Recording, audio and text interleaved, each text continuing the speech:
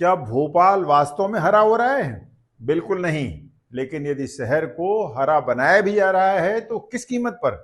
हरियाली दिखाने के इस जुनून में क्या हमने अपने शहर के फेफड़ों में जहर बो दिया? नमस्कार दोस्तों, मैं हूं डॉक्टर सुभाष सी पांडे और आप देख रहे हैं एनवायरमेंट स्टोरी।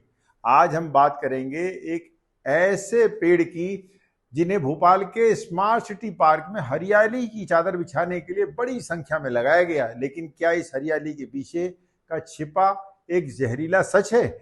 आज के इस वीडियो में हम मध्य प्रदेश के पूर्व मुख्यमंत्री शिवराज सिंह चौहान के हर दिन एक पौधा अभियान और जहरीले कोनोकार्पस पेड़ों के बीच के संबंध का पर्दाफाश करेंगे। तो दोस्तों, वीडियो को अंत तक जरूर देखिएगा। कोनोकार्पस इरेक्टस एक विदेशी पेड़ जो असल में मैंग्रोव के प्रकार का एक पेड़ है।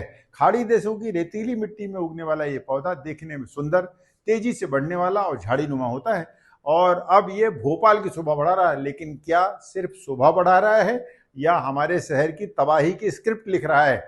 यह पेड़ मूलतः फ्लोरिडा, बहामास, कैरेबियन, मैक्सिको और ईरान जैसे देशों में उगने वाला है। समझने वाली बात यह है कि अगर ये पेड़ इतना ही अच्छा होता फिर कतर, बहरीन और कुवैत जैसे देशों में इसे प्रतिबंधित क्यों कर दिया गया? कुवैत ने 2020 में इसे प्रतिबंधित कर दिया। कारण क्या? इसकी जड़ें पानी की पाइपलाइन और सीवेज सिस्टम को नुकसान पहुंचा रही थी। बहरीन और कतर में भी इसे बैन कर दिया गया। इसके फूलों में उपस्थित परागकण यानी पोलन ने लोगों में तेज एलर्जी पैदा कर दी है। खासकर अस्थमा और सांस लेने की बीमारियां बढ़ जाती हैं। यही नहीं, भारत में गुजरात, तेलंगाना, आंध्र प्रदेश में भी इस पेड़ पर प्रतिबंध है और महाराष्ट्र ने भी इस पेड़ को लेकर चेतावनी जारी की है। अब आप सोचिए, जो चीज खाड़ी के रेगिस्तान में नहीं पनप सकती, जो हमारे ही देश के दूसरे प्रांतों में भी नहीं लगाई जा सकती, वो हमारे मध्य भारत के सांस लेते शहरों को कैसे ग्रीन कर सकती है? ये पेड़ पानी पीता है प्यासे शहर का और बदले में देता है एलर्जी, सूखी जमीन और मिट्टी की बर्बादी। देखिए, इसकी जड़ें बहुत कम गहरी किंतु बहुत आक्रामक होती है, जिन्हें फाइब्रस रूट कहा जाता है, जो पानी के स्रोतों को खत्म कर देती हैं। इसके पत्तों में फाइटोटॉक्सिन पाए जाते हैं जो आसपास की दूसरी वनस्पतियों की वृद्धि को भी रोक देते हैं। इसके परागकण सांस की बीमारियों को बढ़ावा देते हैं। यह पेड़ पॉलिनेटरस यानी मधुमक्खियों इत्यादि को आकर्षित नहीं करता, यानी पारिस्थितिकी तंत्र को भी तोड़ता है। अरे, इस पेड़ पर तो पक्षी भी अपना घोंसला नहीं बनाते, यानी कोनोकार्पस पक्षियों तक को आश्रय प्रदान नहीं करता।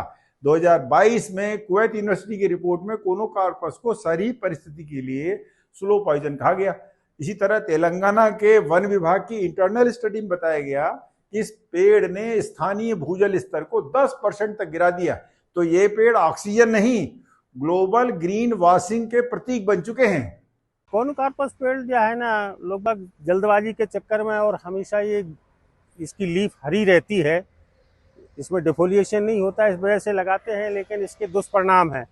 वातावरण को ये दूषित करता है, पानी को जो है ना तेजी से सोखता है, जमीन के पानी को ज़्यादा सोखता है ना। और इस पर कोई पालन नहीं हो सकता है, फेफड़ों को भी दूषित कर सकते हैं ये जो है ना प्लांट जो है, इसलिए इनको नहीं लगाना चाहिए।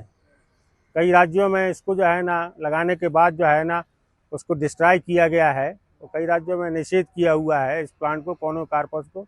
फास्ट ग्रोइंग की वजह से ही इसको लगाते हैं और इसका मेंटेनेंस कुछ होता नहीं है। ये वातावरण में जो है ना अपना ये पालन ऐसा छोड़ते हैं जिससे कि हमारे फेफड़े दूषित हो सकते हैं।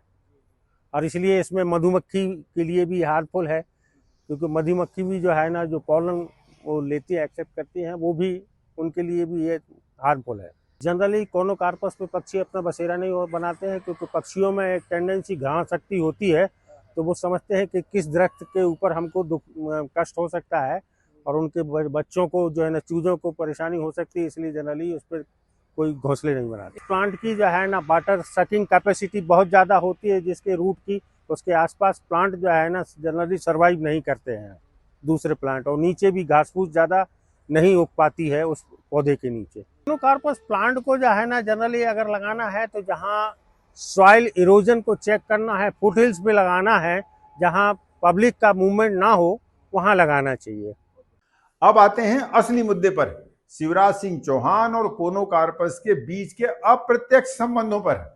पूर्व मुख्यमंत्री शिवराज सिंह चौहान हर दिन एक पौधा लगाते हैं। 3,238 से अधिक पौधे वे लगा चुके हैं अब तक। वाह! पर सवाल यह है कि क्या ये अभियान प्रकृति के लिए था या प्रचार के लिए? अधिकारियों पर दबाव था, कुछ दिखाना चाहिए। अभियान की सालगिरह थी, कैमरे भी चलने थे, सो लगाया गया कोनोकार्पस, क्योंकि ये जल्दी हरा होता है। बड़े बड़े पत्ते, तेजी से बढ़ने वाला पेड़, कैमरे के लिए परफेक्ट, पर पर्यावरण के लिए एक जहरीला मजाक।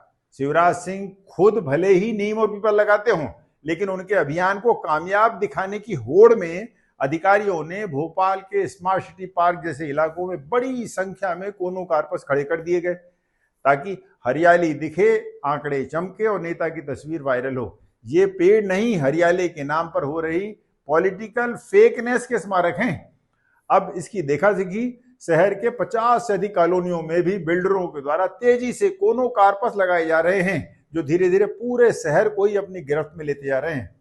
हमने कोनोकार्पस को लेकर अपनी आपत्ति और चिंता को विभाग के प्रमुख सचिव को अवगत भी करा दिया। उन्होंने मामले का संज्ञान भी लिया, लेकिन जमीन पर नतीजा सिफर ही रहा।